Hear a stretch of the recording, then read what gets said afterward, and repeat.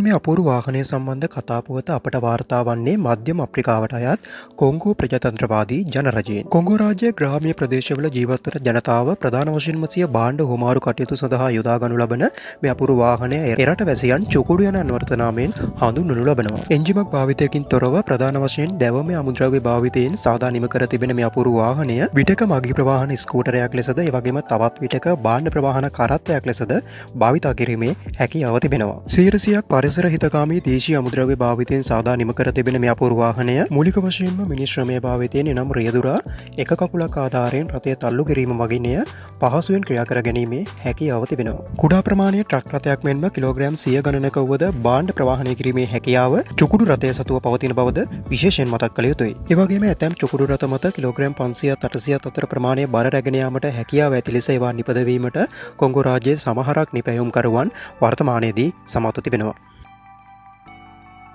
චුකුඩු රථයේ තිබෙන ප්‍රධානතම දුර්වලතාවයක් වශයෙන් එයට තිරිංග පද්ධතියක් ක්‍රියා නොකිරීම හඳුන්වා දෙන්න පුළුවන්. ඉතින් මෙයට පිළියම් ලෙස වර්තමානයේදී පසුපස රෝදයට රබර් කැබැල්ලක් තැබීම මගින් එහි වේගය යම් තාක් දුරකට අඩපණ කිරීමට වර්තමානයේදී කොංගෝ නිපැයුම්කරුවන් කටයුතු කරමින් සිටිනවා. ඉතින් මේ ආකාරයට ඉන්ධන පද්ධතියක් හෝ බැටරියක් භාවිතා නොවන මේ අපූරු වාහනය මීට අමතරව නිෂ්පාදන වියදම අඩුවීම, ඉන්ධන අවශ්‍ය නොවීම, ඒ වගේම නඩත්තු වියදම අඩුවීම සහ දුර්වල මාර්ගවලත් ගමන් කිරීමේ හැකියාව නිසා කොංගෝ රාජ්‍යයේ ග්‍රාමීය ජනතාව අතර ඉතාමත්ම ශීඝ්‍රයෙන් ජනප්‍රියත්වයට පත තිබෙනවා.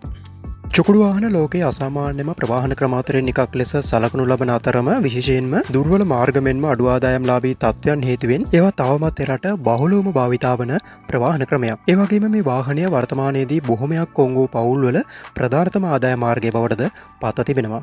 චුකුඩු වාහනය කොංගෝහි ගෝමාවට ප්‍රදේශයේ වැඩි වශයෙන්ම ජනප්‍රිය වන අතරම එය කොංගෝහි ග්‍රාමීය ජනතාවගේ ළඟම අසල්වැසියා බවටද වර්තමානයේ පත්ව ඇති බවද අවසාන වශයෙන් සඳහන් කළ යුතුයි. ඉතින් ආකාරයට තමයි කොංගෝ ප්‍රජාතන්ත්‍රවාදී ජනරජය මූලික කරගත් පරිසර හිතකාමී අපූරු දේශීය වාහනය සම්බන්ධ කරුණු කාරණාවන් පෙළගැස්වෙන්නේ.